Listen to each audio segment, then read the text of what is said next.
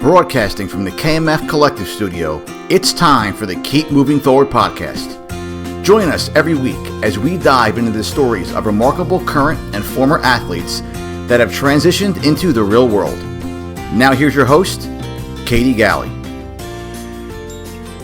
Hi everyone, and welcome to the 222nd episode of the Keep Moving Forward podcast. I'm your host, Katie Galley. Today in the KMF Collective Studio, I have with me podcaster, sports journalist, and retired NFL cheerleader, Bridget Case. How are you doing, Bridget? Oh, I'm great, Katie. Thank you so much for having me on your show. Of course, I'm super excited to dive in, and really thank you so much for stopping by and sharing your story with us today.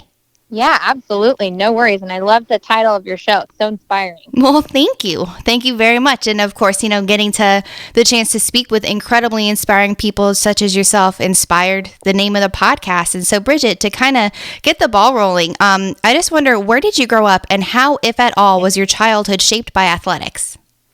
Yeah, so I grew up in Orange County, California, which is, a pretty affluential area.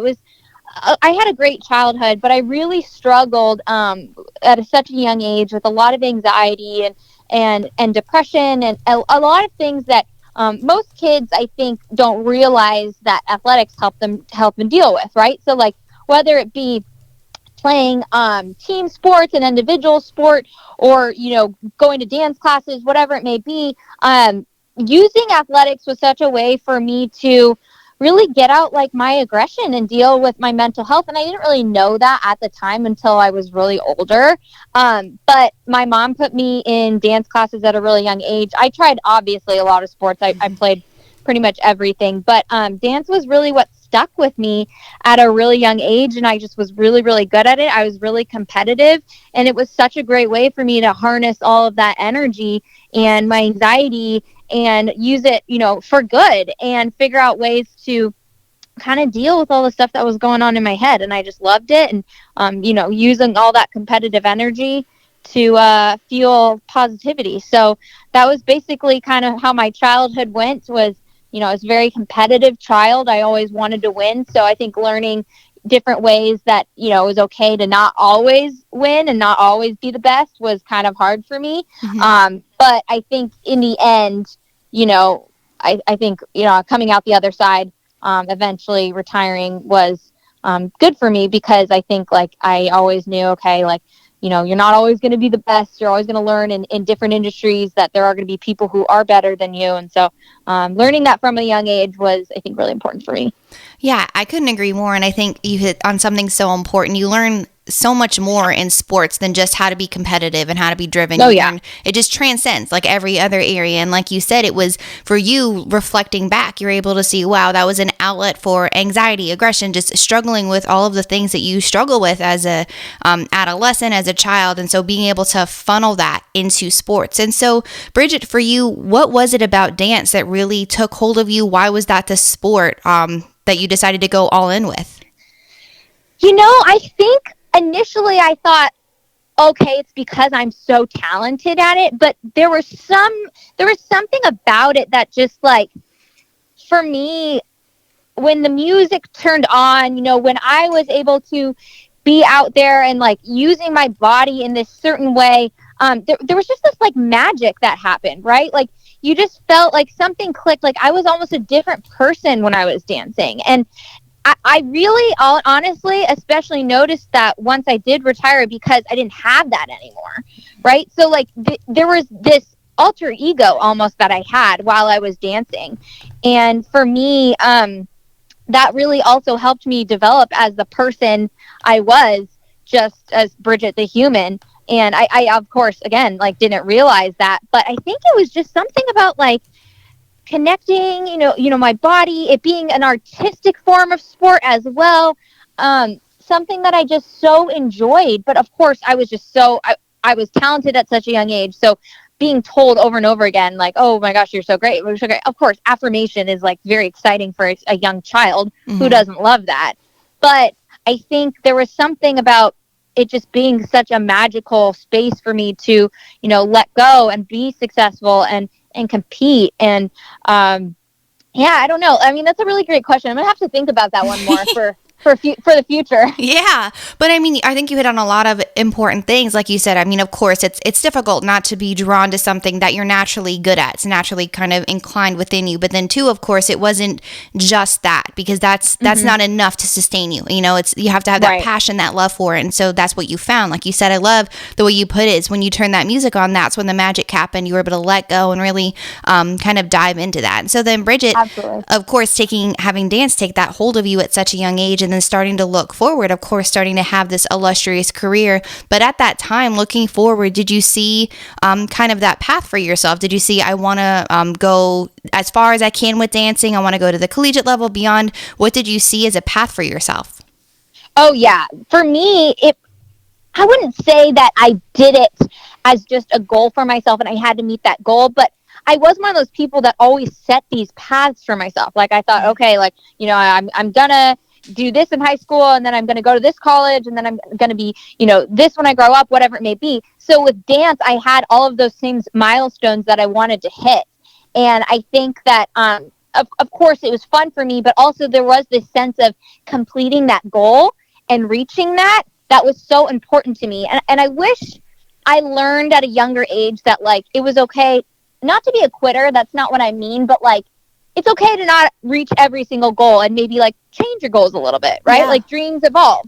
And so I didn't really learn that, honestly, until I was older, until I realized like how much the world changes around you, like how much your environment evolves and then you evolve. And sometimes dreams don't look the same anymore. And that's really what I realized, I think, like once I retired, was that, okay, I can't do this anymore in the same capacity. You know, I'm not as physically strong anymore. My back was given out. I was going to have surgery at some point if I kept dancing on it. And I felt like, also, like I wanted to explore my journalism avenues, and there were just other things that I wanted to do, but I felt like I was letting my younger self down if I didn't keep going. So that was something that was really hard for me, and I had to tell myself, look, you've made it to the highest level. Sure, like you also always wanted to do a couple other things with your talents, but you still did all of these amazing things. And by that time I was really burnt out. So I had to kind of convince myself and show myself, hey, look at, you've made it to the NFL. You cheered at one of the top college programs in the country and cheered in a national championship game. Like, there are so many great things that most people would dream about. So I had to honestly convince myself it was okay to retire. And that was a really big learning lesson, I think, for me, that has really helped me in the professional world just in general. Mm-hmm. Yeah, and I think that really is so important, because you might have come to a natural conclusion with your athletic career where you hit the highest pinnacle, you achieved all the goals that you did, and then getting injured, like you said, having that back injury, and realizing, okay, it's okay to stop now. I have these other passions on my heart that I want to start pursuing.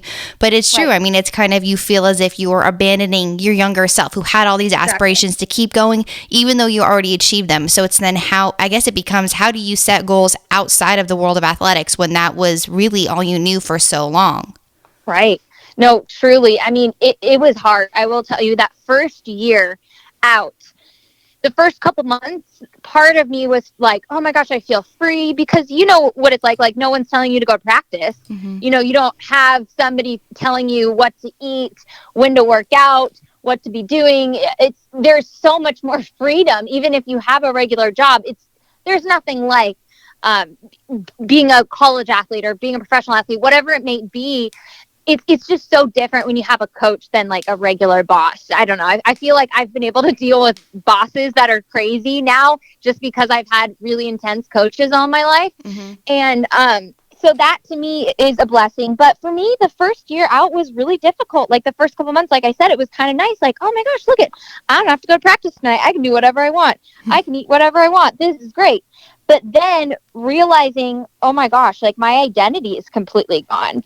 You know, people have left me. My circle that I used to have that was so tight-knit, it's not the same circle anymore. Noticing that a lot of people were in my circle because of what I did and who Bridget, the NFL cheerleader, was, who Bridget was, the person that could get them things, instead of who Bridget on the inside was. So there were all of these other complications that I dealt with. And that's when my depression really sank low. And I had to really learn how to find myself. I dealt with a binge eating disorder for many, many years. And it wasn't until I came out of that last year that I was able to really get a handle on myself, and find, wow, like I can overcome some of these things. I've got to throw myself into journalism, which was hard because I initially thought when I came out of the Chargers organization that, well, I've been doing these internships. I've technically got my on-air start because my first gig that I worked while I was cheering my last year, I was working at NBC Palm Springs and I had transitioned from an intern to a production assistant to then their on-air sports reporter and news assistant. And so I was driving 2.5 hours to that job, then going to practice at night, working the morning show. It was just insane, like nuts. And so I thought, I've been working so hard. I've got all of these connections in the sports world. I'm going to be fine. I'm going to work my way up. We're going to be great. Okay, it doesn't work that way. Everybody has to work from the bottom, unless you're, the most important person in the world, which still, even they have to work from the bottom. Like, I think that was a big wake-up call for me, was realizing I've made it to the top of the professional dance and cheerleading world, and now I've got to start from the bottom again. Wow. And that was really scary for me. And eventually, like my third journalism gig, I moved to the middle of nowhere in Washington because I realized I wasn't getting better at the job that I had. I wasn't getting a ton of production time and I wasn't getting enough on-air reps. So I moved to the middle of nowhere in Washington, and at the CBS station there, I was a sports anchor there, and I got a lot of reps, tons of on-air time, and just worked my ass off, but like knew nobody there.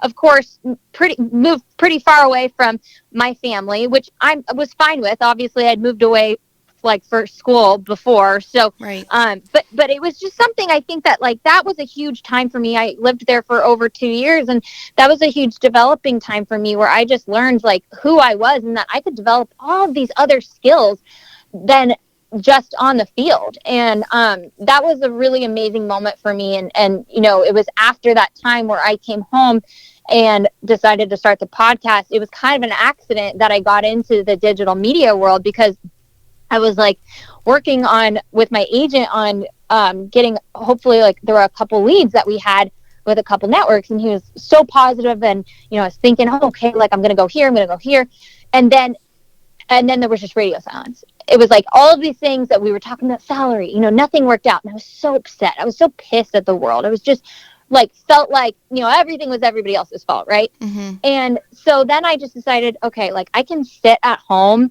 and just sulk. I'm like living back with my parents right now. This sucks. Or I can get my head up, do something with my journalism talents that I have. I know so much because I've worked in different markets. I know how to produce a show. I can write, I can read, I can shoot a live shot by myself. Like I can do all of these things. I can anchor a whole show by myself. Like there are all of these talents that I have now that most people will never get to experience because they haven't had to grind it out. Mm-hmm. So I was like, you know what? I'm going to create my own platform. Maybe that starts with a podcast. So that's how my first podcast was initially born. I know that was like a long way of kind of answering your question, but I just feel like sometimes, for me, that was my whole thing that I was talking about before, where we don't realize where our path is going to take us, right? Like I always thought, okay, I'm just going to go to every single station and I'm going to work my way up so I get to ESPN or Fox Sports, and all the connections I have are going to help me get there. Well, today's journalism world and our media world is so different now, right? Like social media takes over everything. People aren't watching cable news anymore. More people are more interested in what I'm doing on my social media than when I was on television every night. It's insane. And so, that is so funny to me because like I would get emails all the time from viewers, and it was usually like, some grandma sitting at home who had nothing better to do and would like just troll about whatever I was wearing that day. And people these days will always say like, how do you deal with the mean social media comments? And I'm like, oh my gosh, this is nothing compared to like what people would email in and take the time to really send. Wow. And my point is that our paths are not always going to be exactly how they planned. That's just life, whether you believe in God or not. But for me, I was so disappointed initially, like, oh my gosh, I'm not doing TV anymore. It's been a while since I've anchored, like what's going to happen? But realizing, hey, my path might just look a little bit different because our world is changing. People are consuming media differently. And so I'm keeping up with the times, honestly. And just because I'm doing things differently doesn't mean that I'm not going to be successful.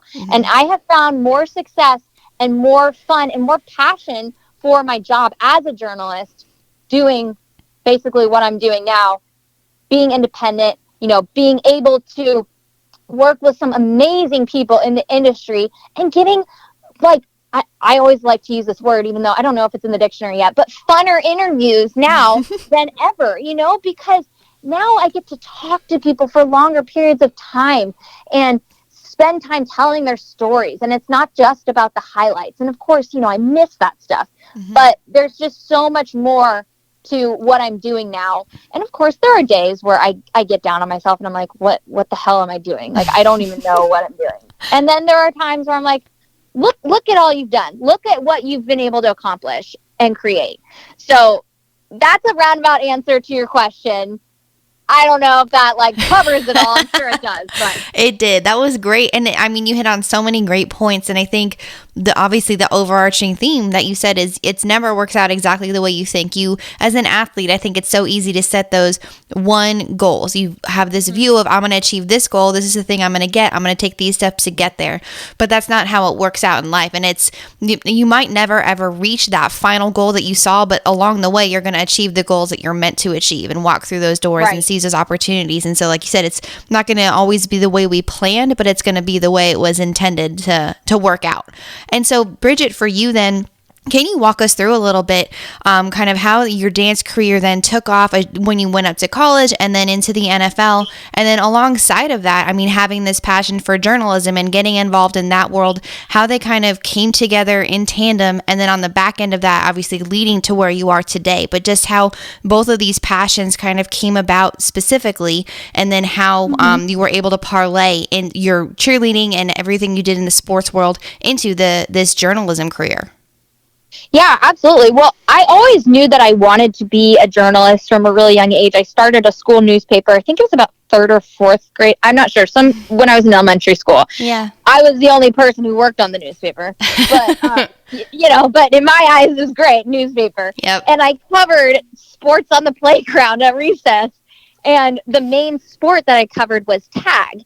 So, when boys and girls would go and tag each other, I did not want to play that game. I thought it was stupid. I only wanted to play kickball, and a lot of times, people didn't want to play. So I was like, okay, well, if everyone's going to play tag, I'm going to cover it for my paper. There you go. So that's what I did. And, so I knew from a very young age that I wanted to be a journalist. I didn't know if that initially meant broadcasting. I always knew that I wanted to write, and so my background big time is in writing, and so I've continued to love that, and that's where my passion comes from. But being a sports fan growing up my entire life, I grew up in a sports crazed family. My dad used to put us in the car really early in the morning. We would go get this on Saturday mornings. We would go get coffee and bagels, and we'd be in our pajamas. He'd wrap us up in blankets, and then we'd sit on the couch and we would watch college football all day long. We'd start with College Game Day, early in the morning here on the West Coast, and then we would just watch football all day long. And we had season tickets to UCLA football games, UCLA basketball games. And so I think for me, just being so immersed in that culture at such a young age, it was there was this magic for me, and seeing the marriage between being able to be out there on a field and cheer and also get to watch football or watch basketball in the closest proximity was so cool to me. So for me, seeing that I could honestly not kill two birds with one stone, but sort of do both was just really awesome. And so once I got to Oregon, it was all the boxes were checked, because I got to dance on the world's biggest stage. I was on national TV all the time, and I got to just be at the most incredible school, and it was just an amazing 4 years. And we had an incredible football team at that time. And I met the most amazing friends who I think also it was very special because our football team took us very seriously, which was really special to me. You know, I'm still really close with all of those guys. Like, we just developed really special friendships and bonds because those years like shaped us. You know, we were so young when we went in there, and then we're a part of these memories that most people, you know, see on TV but never really comprehend what happened. And so it's really special to always have that. And for like, I think for them to have taken us and what we did so seriously was really special, really important to me. Because, you know, our strength and conditioning coaches were the same strength and conditioning coaches for the football team. So I think sometimes, you know, people don't really understand that and how hard we train. And for me, it's kind of like I never fight people on that because it's kind of like an inside joke. It's like always ridiculous to me and just funny. But I think, you know, those years that I spent at Oregon where I just got to experience, you know, college athletics at the highest level with such passionate fans, that was when I really, really knew, okay, like I want to storytell. I want to talk about college sports. Like, there is something magical here, you know, and once I got to the NFL, got to the Chargers, you know, like I was like, oh, okay, my heart still, I think, is in college football. But then honestly, like it was once I got to the Chargers organization, I just fell in love with the NFL. Like, it was like I was always an NFL fan, but there's just nothing like being immersed again in that environment. It's just so unreal. It's like okay, it's like jumping in a video game. You know, it's something like you can't imagine ever being a part of, and then you're in there, and then the video game character seems so large, and then they're right in front of you, and you're just like, you could touch Tom Brady, and it's just wild. And to me, being able to do what I loved so much, and being able to dance in front of, you know, thousands of people, and then also being able to watch football, it was just like so cool. And so I think, of course, it was hard for me to leave the dancing side of things, but I just always knew, wow, like football is always going to be here for me. And football became my number one. You know, like growing up, baseball was huge in our family. And I always thought, okay, like I, you know, really, really want to cover baseball. And then things kind of switched. Like I wasn't really sure where I was. And of course, like I'm a sports fan through and through, but my heart, I think, is in football. And I don't care what level it's at. I mean, I got to tell you, like when I was covering football in the couple of my stations that I was at, and I was driving out to random high schools in the middle of nowhere, the passion that these teams have, I mean, it's just incredible. I love covering high school football, the grassroots of it all. So I don't know if that answers your question, but just seeing like the way things go round, and back to like, you know, what I do, what other people do, and how, you know, my passion for journalism and my passion for what I've done so long on the field, off the field, kind of all connect has been pretty cool. And it's also helped me get over mourning my loss of dance, right? Like saying, oh, well, I'm still connected in a way. Yeah, absolutely. And I think that really is so important. It's so seeing that you have this other passion, not obviously ignoring the fact that having your dance career come to a close, that was obviously devastating and super challenging, but knowing too that you were able to keep it going and you were able to continue to pursue this other passion. And the most beautiful thing I think is that everything you learn as an athlete is transferable into whatever path you choose to go down next. And so all of that passion that you have just can keep on going, and everything you learn, the discipline, the mental toughness, that just can keep, that is what's going to keep continuing you on. And like you said, when you have to set yourself apart, when you have to start from the bottom and climb your way back up, all of those disciplines that you learned from being an athlete, that's what's going to help you continue on. Absolutely. You hit it right on the head. I've got to tell you, I'm not trying to toot my own horn, but when I have been in a newsroom with lazy people who have never like played competitive sports, and I'm talking about like at any level, you can just tell the difference. There are so many things that you learn in sports that just help you develop a mindset that keeps you so competitive and strong in any workforce, any industry. And so I can always tell when I'm dealing with people who have never really experienced that and never experienced or know how to gauge mental toughness. And so, I mean, it's honestly so wild to me, and I forget that, and you have to learn how to deal with that too. And sometimes I've realized, okay, shoot, I'm being a little bit too hard on somebody. I need to take it down a notch. And so that's been, I think, a learning lesson for me too. Yeah, right. And that's the thing is like you're gauging it, but it's knowing too that you have everything, I guess, in your toolkit that's going to help you be successful. It's just learning. And like you said, you might not even be able to realize it until you reflect back on all of the different experiences that you've had, and realize, oh, wow, that thing I learned back when I was 10 years old, that's what I'm doing now. That is actually the skills that I'm using today. And so it's just picking and choosing and learning how to then refine them to be specific to what you're doing. Absolutely. 100%. And I mean, that comes back to my overcoming my mental health struggles. I had no idea, honestly, when I was young, that that's what it was. You know, I would have these like horrible stomach aches, and I would always be furrowing my brow and telling my mom I was tired, even though I wasn't tired, but it was like I just wanted to get out of a social situation. And I developed migraines, like severe migraines at a really, really young age. And I think a lot of them, even though I really did have severe migraines, but of course, I think that a lot of them were stress triggered and depression triggered.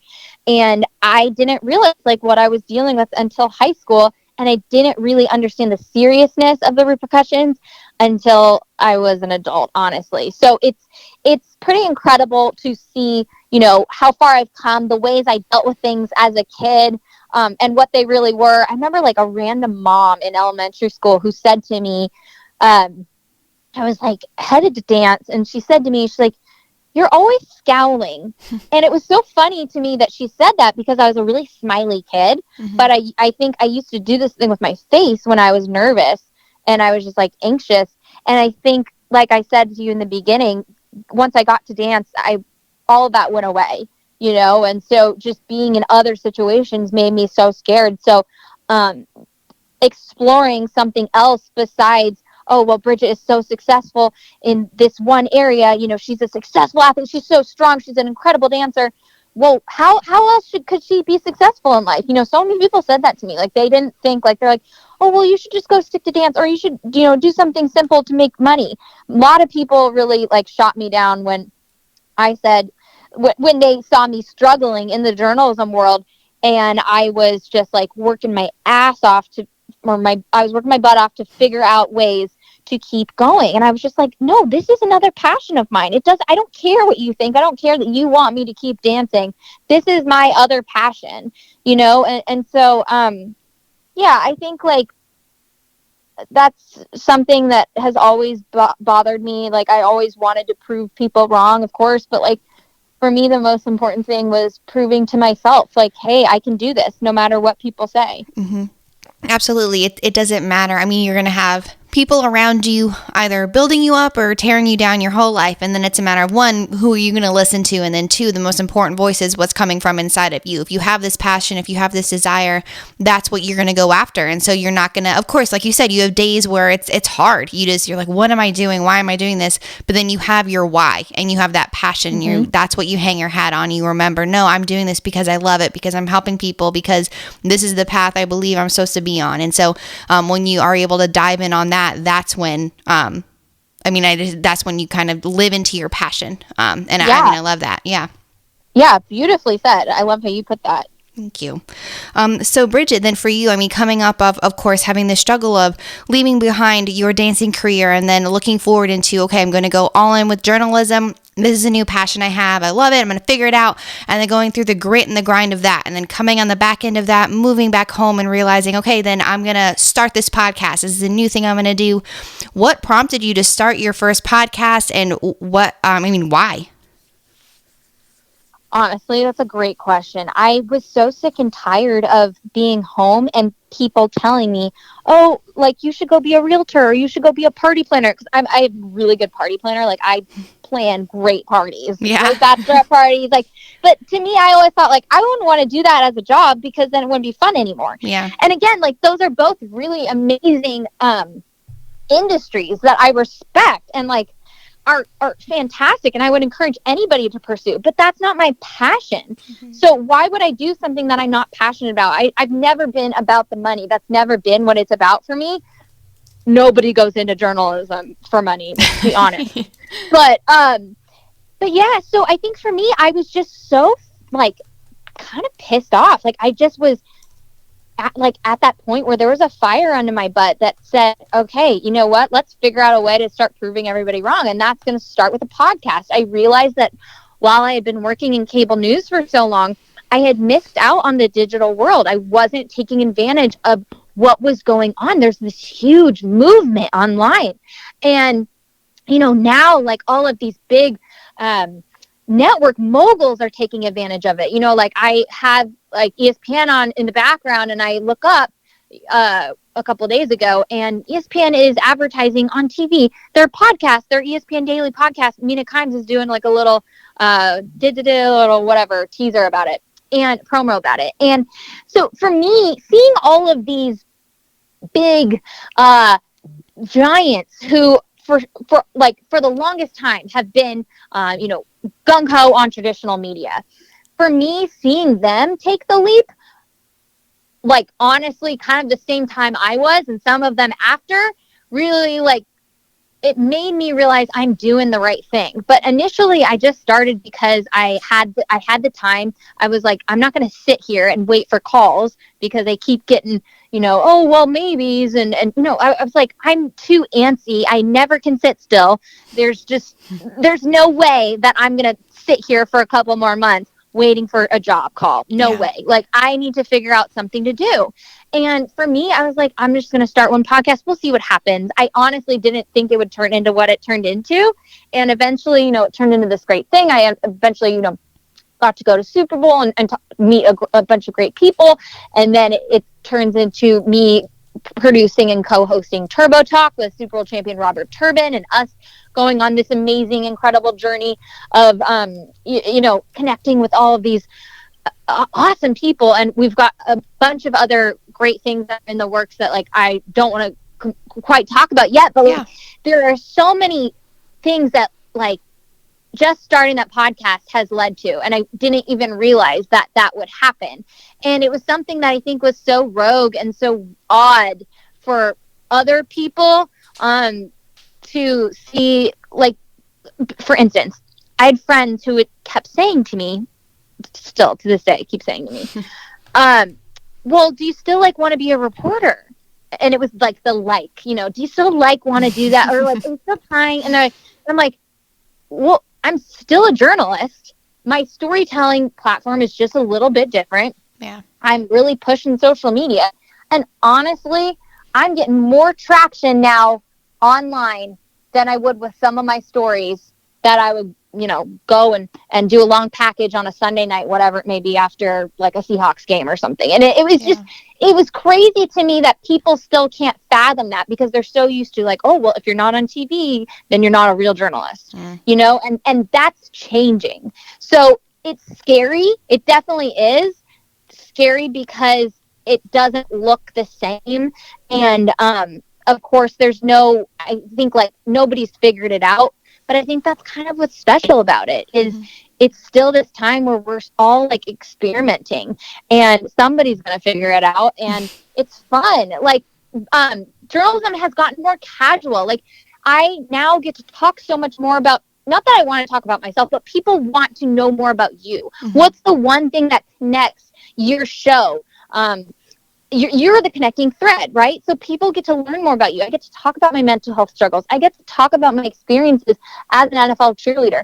I'm not stuck behind a desk having to be a stuffy, like, honestly, I felt kind of like a toy, like just, there was this mask over Bridget, and having to just regurgitate all of these words that sometimes I'd have time to type out, but honestly, half the time I'd be so busy getting the show going that, I'd just say whatever it was to, talk about what happened that night at whatever hockey game I was covering. And it's just those things that make me think, wow, like, media, again, like I've told you, has changed, and there's an opportunity here for me to change how people view that, and for me to change how I communicate with others, and me to help people. Like, whenever I get a DM from somebody who says, oh, I've listened to one of your podcast episodes, or I saw this post you did, or I saw this video with you and so, whatever it may be, and it helped me come out to my parents, or it helped me go see a therapist, or made me realize that I want to change careers, that to me is everything. If I'm helping somebody, one person, then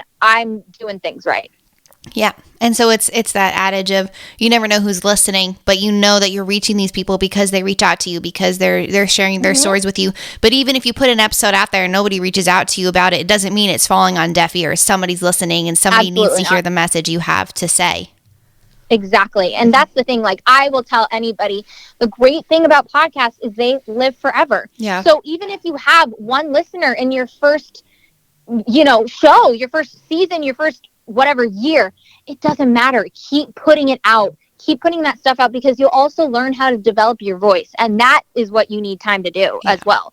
So also, like, sometimes what can be even like more powerful for people too is these smaller tidbits. Like, a lot of people just consume shorter media better. And so if you're putting out shorter clips on social media, whatever platform you like best, that you never know who you could reach with that. So maybe it's not your full episode that they listened to, but they saw a little, YouTube clip or a little clip on Instagram, and that really resonated with them. And so you just never know. Mm-hmm.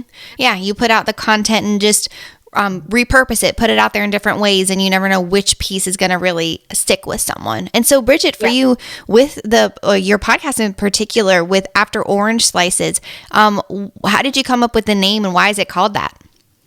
So I'm sure you can relate to this. When you're playing sports as a young kid and you're looking forward to, the end of the game, because the team mom usually brings a snack. And like when I was growing up, it was always like Gushers or fruit roll-ups and Capri Sun. And then there were always orange slices. That was just a constant staple, no matter what. And so I always think back on those really happy childhood memories of having orange slices after a game, whatever it may be, after a competition. And I was always kind of like joked about as team mom when I was in college and when I was older, because I was always very prepared with snacks, and I always had everything in my bag at games whenever people needed like Advil or Band-Aids, whatever it may be. I had everything. Yeah. So it's kind of a little bit of an inside joke, but also because my first platforms began as, well, I'm going to tell the stories of people transitioning into life after sports. So life after orange slices, after we've eaten them. So that's kind of where it came from. And plus it's just, happy memories for me. Mm-hmm. I love that. That's such it's a really vivid picture of that transition. It's life after orange slices. That's really beautiful. And so, Bridget, you said that's when you first started, that life after orange slices was kind of the direction you were taking the show. And so now, what has After Orange Slices grown into? Do you interview specifically still people transitioning out of the world of athletics and into the next phase of their life? Is it more of a mental health advocacy platform, or is it both? What has After Orange Slices become? I mean, that's a great question. It has become such a bigger thing than I could have even imagined. Yeah. Because now it's just focused on people in our world, mainly sports, who are doing good, who are focusing on, hey, here I am. I'm more than an athlete. Look at what I can do off the field, off the court. And so it doesn't matter if they have transitioned out of the game or not now. It's just proving to like the world that I'm a human being too. And here's who I am. But also here's what's made me good. Like we've talked about earlier in this interview, like what made me a strong athlete is what made me a good human being. But also, what are the things that we've dealt with? Addiction, mental health struggles, financial burdens. I had an interview last week with Marcus Ogden, who's a former NFL player, and he made one bad business decision after he left the NFL. He had, millions of dollars in the construction industry, made one bad business decision and lost all of it. Had to go back to being a high school janitor. Wow. It was so bad. And it wasn't until he found a piece of paper in the trash. It was spoiled milk in a piece of paper. And then that's when he realized he needed to turn his life around and figure it out. And now he's this amazing keynote speaker, and this, he's written these books and the success cycle, and it's just incredible what he's done with his life. So getting to tell those stories are just so rewarding for me, and meeting amazing people who have, used their voice for good is what is so empowering, I think, about my, original platform. And then like now with Turbo Talk, it's kind of still enough in its early stages that we're really developing what the show's voice is, but it's sometimes a little bit more lighthearted. We get to have athletes and different people in the world. Tomorrow, our episode that airs features Doug Ellen, who is the creator of Entourage. And it was just so fun to, talk to him about everything that like he's experienced in his life. And he's a huge sports fan. And so talking to somebody just who's not technically an athlete, but how sports has shaped their life. And, he's a Hollywood mogul, but still so immersed in, the New York sports culture. He grew up going to the Garden every single day, like for whatever game it may be. And so he agrees with Michael Jordan that that's the most magical place to play sports. So it's just really cool, I think, to talk to all of these different people and see how our stories mesh. Mm-hmm. Absolutely. And I think truly it's amazing that you have After Orange Slices and now Turbo Talk, like you said, is starting to find its voice. But then too, I think it's just the overarching theme seems to be your plan is not always going to be what you mapped it out to be. And so you had no idea when you started After Orange Slices that it was going to grow and become and morph this into this amazing platform that you created, and then parlay into Turbo Talk. But then it's more than that, because it's being willing to walk through those doors of opportunity and not be so focused on that single goal of this is what exactly After Orange Slices is going to be. You had to be willing to open your eyes to the possibility that it could be more, that it could be something else. And so then you started to walk through that, and the more doors started to open, more opportunities begin to present themselves. Absolutely. And the happier I've become. Yeah. I think I was so upset all the time because I was like, well, I'm not doing exactly what I'm not anchoring, at a station right now. So I'm not doing the right thing. Once I let all of that go and just realized, hey, I'm telling stories. It just looks a little bit different.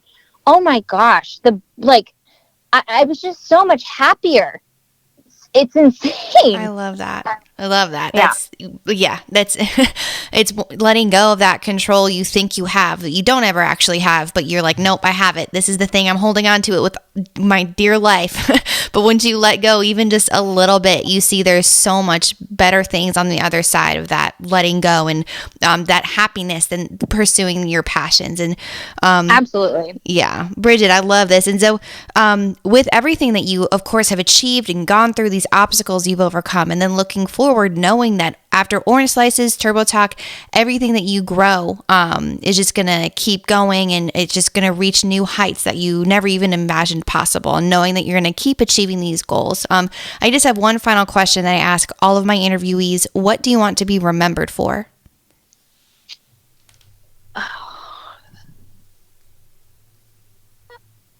That is a great question.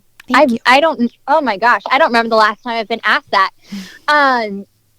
I just want to be remembered for helping people. I think for so long I was helping myself, and I was so focused, like you said, on, okay, well, am I doing the right thing for my career? But now that looks different. And so if I'm helping one person, I just want to be remembered for that. I want to be remembered as a humanitarian, as somebody who used her voice for good. Because there are bigger things than sports, honestly, right now. I think we're realizing that, being stuck in a pandemic. We have no idea when this lockdown is going to end, and realizing that we can use our voices to do powerful, powerful things. Humans are so resilient. We are incredible people that can do incredible things. It's just taking that time to tap into our really internal voices that is the hardest part, and it took me a while to figure that out, but I just want to be remembered for, being a helpful, good humanitarian. Thank you all for tuning in. I hope you enjoyed today's episode. To learn more about our guest, check out the show notes at keepmovingforward.us. While you're there, go ahead and subscribe to our newsletter to stay up to date on all things coming out of the KMF Collective Studio. Always remember, you can beat the odds and go the distance if only you keep moving forward.